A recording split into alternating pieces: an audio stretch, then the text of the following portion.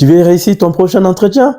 Alors écoute très bien, tu es au bon endroit parce que la question présentez-vous, c'est toujours la première question et la question la plus importante de tout entretien. Et moi, je l'ai raté 2 fois. Ça m'a coûté un stage chez Enedis et une alternance chez Action lorsque j'étais en Master 1. C'est pourquoi aujourd'hui, dans cette vidéo, je vais te partager les pires erreurs que j'ai faites pour ne pas que toi aussi tu fasses les mêmes erreurs. Peut-être que tu les as déjà faites sans te rendre compte. C'est pourquoi je te dirais de rester jusqu'à la fin de cette vidéo qui pourra littéralement changer ton prochain entretien.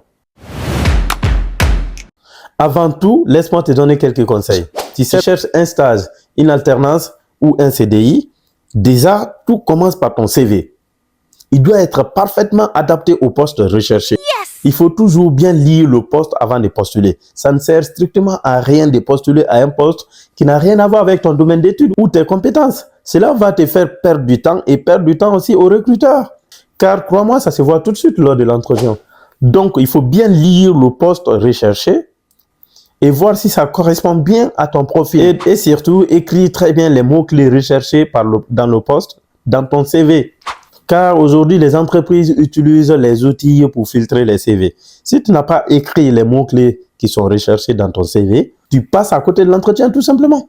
Et une fois que tu décroches l'entretien, la partie présentation est cruciale pour tout le reste de ton entretien. Si tu la rates, même si les recruteurs poursuivent avec toi, ils savent très bien que tu ne seras pas retenu pour le poste.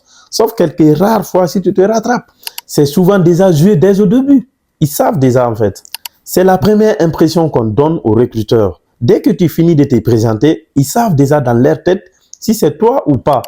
Alors prépare bien ta présentation, réfléchis aux questions qui te sont demandées et livre-les de la bonne manière.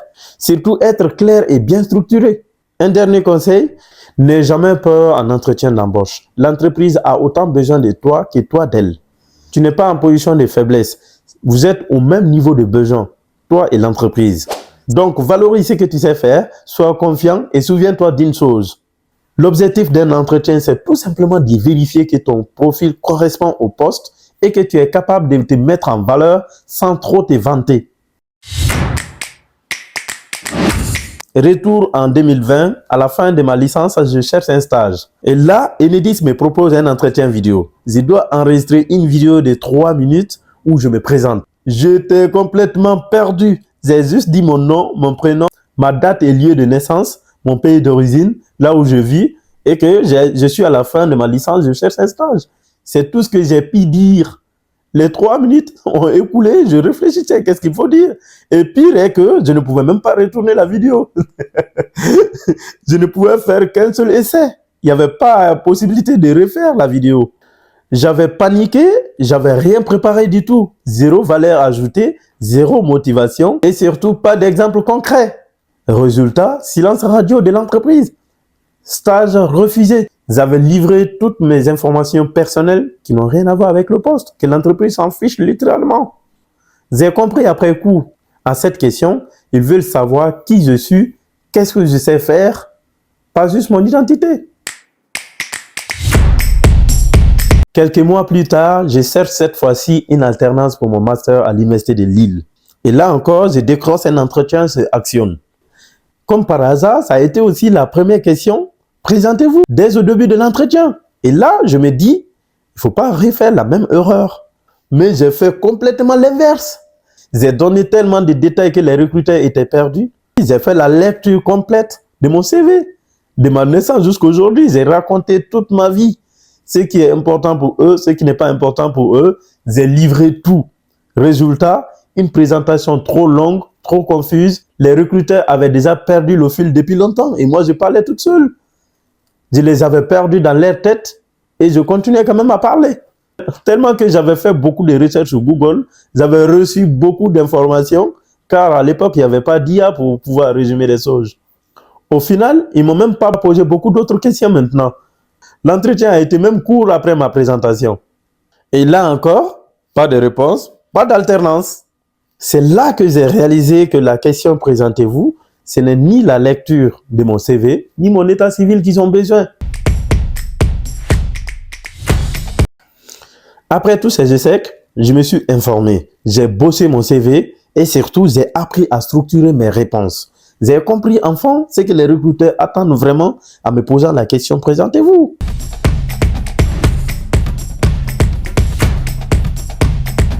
En Master 2, nouvel entretien. Cette fois-ci sur SFR.